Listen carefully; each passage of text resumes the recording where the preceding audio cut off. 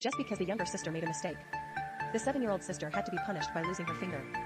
As the blade was about to fall, she naively asked if it would hurt.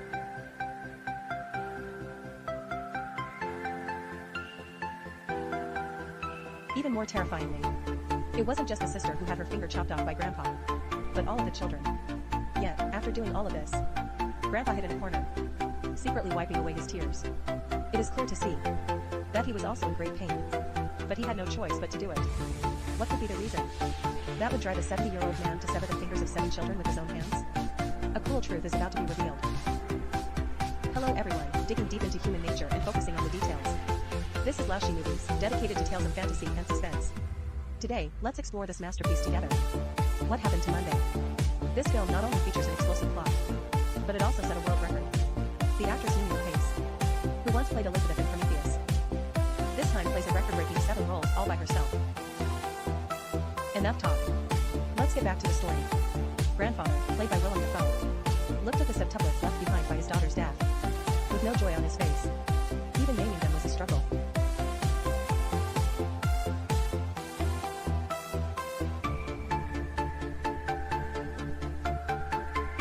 But what worried him even more was the government's mandatory one-child policy in 2030. Once any extra child was discovered, they would be seized by the Child Allocation Bureau and placed in cryo-storage to reduce the strain on the Earth's resources. To save all 7 children, he had no choice but to build a hidden room.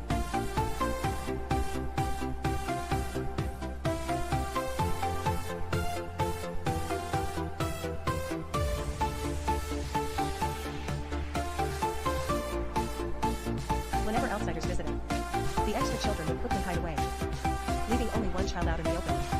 He used this method to stay hidden for 7 years. But as they grew and reached school age,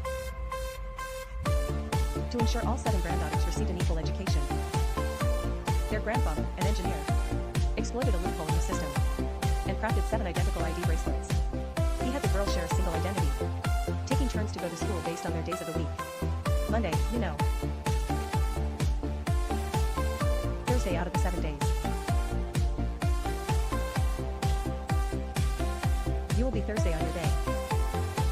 This means Sunday, you will be Sunday. Tuesday. Wait. You must never tell us that you are your sister. This is important. Do you understand?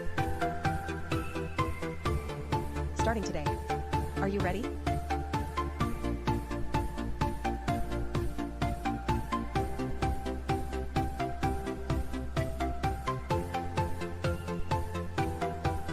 Once everything was explained, Grandfather took Thursday outside, stepping out for the first time. Before she could even see the world, she had to scan her bracelet. But luckily, Grandfather's hack held up. The system showed a single child, named Karen. She successfully entered the school.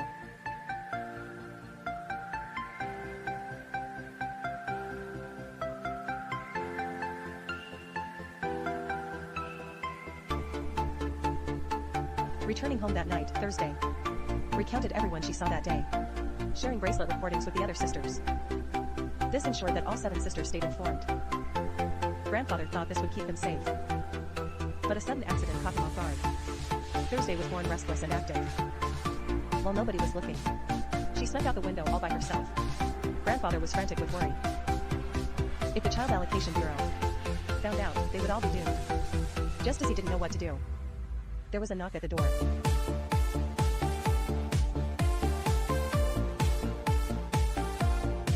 The girls hid themselves expertly. Grandfather grabbed his handgun, ready to fight back with everything he had. He opened the door to find Thursday returned. Grandfather let out a sigh of relief. She had fallen and gotten hurt while skateboarding. But when Grandfather saw her injury, a look of deep sorrow crossed his face. A piece of her finger had been severed. This meant one of the 7 girls was now different. It would be easy to be exposed in public.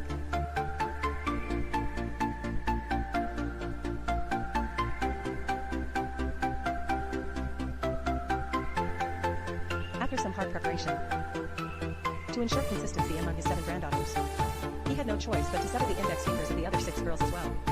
This leads to the scene you saw at the start. Relying on their grandfather's extreme caution, the secret of the 7 sisters remained hidden. Time passed quickly. 30 years went by in a flash. Their grandfather has since passed away, and the 7 sisters are all grown up. They strictly take turns going out on their designated days. They thought they would always be safe. But today, something went wrong. Monday went to work and never came home. This had never happened before. So, on the next day, Tuesday went out to look for her. Tuesday went to the bank where her sister worked, and happened to run into her sister's colleague. Jerry spoke secretively about a classified file, and agreed to show her after work.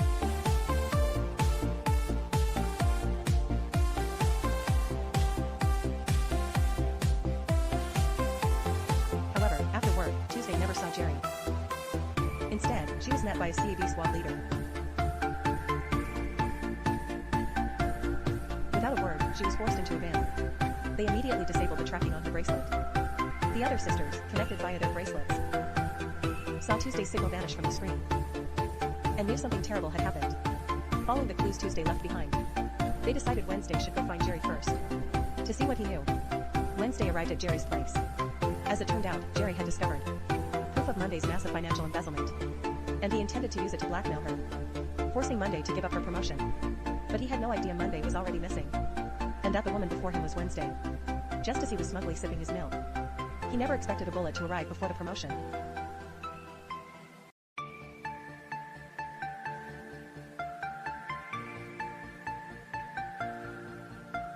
Seeing the sniper outside move in for the kill, Wednesday snatched up the tablet, closing the curtains first, then using her bracelet to share the secret file with her sisters at home.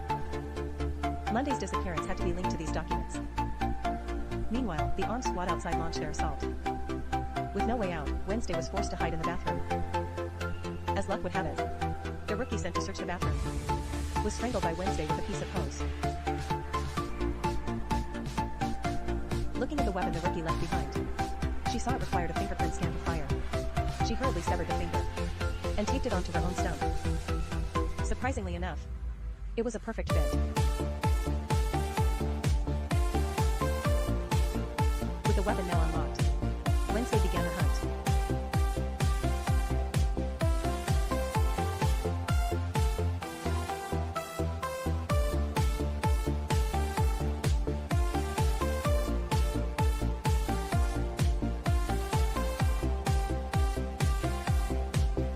Though she carved a path of blood, the CAB agents wouldn't let her go. They opened fire in the street, killing many innocent bystanders. Such indiscriminate slaughter instantly incited the crowd.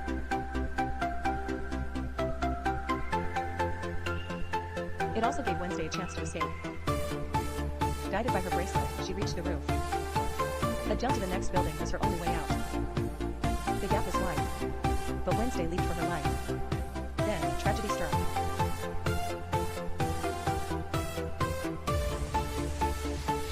Watching through the screens, Thursday and Friday saw Wednesday's death. They knew their home was compromised. They planned to flee together, but Friday insisted on saving the data. As the transfer finished, the team leader arrived at their door. But he didn't know a disaster awaited them.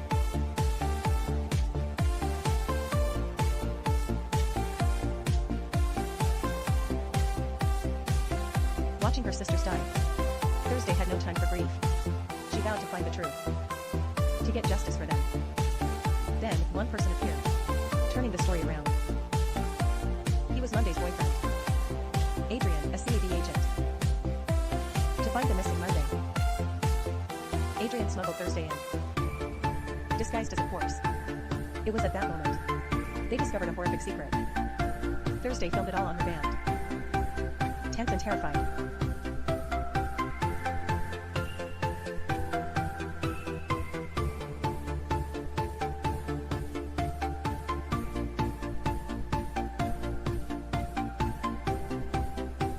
they saw their children cruelly incinerated by the machine.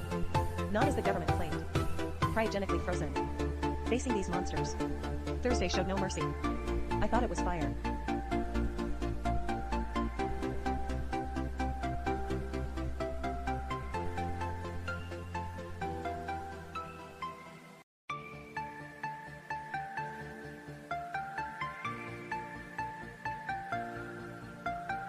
With the trouble taken care of, she decided to head to the venue to reveal the truth. Passing by the restroom, Thursday unexpectedly ran into the long missing Monday. No one could have imagined that the mastermind behind their betrayal was actually Monday herself. As the eldest, she wanted to claim the Karen Setman identity all for herself, viewing her sisters as nothing but burdens. At the same time, she made a secret deal with the head of the CAB and embezzled massive funds from the bank, illegally financing the director's run for prime minister. When her colleague Jerry stumbled upon the evidence, fearing her secret would be exposed, she had to kill him to silence him and destroy the proof. And so, the story reaches its final act.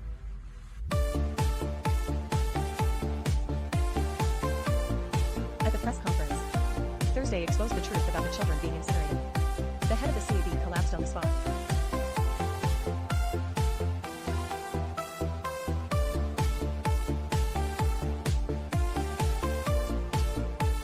But there was one final twist.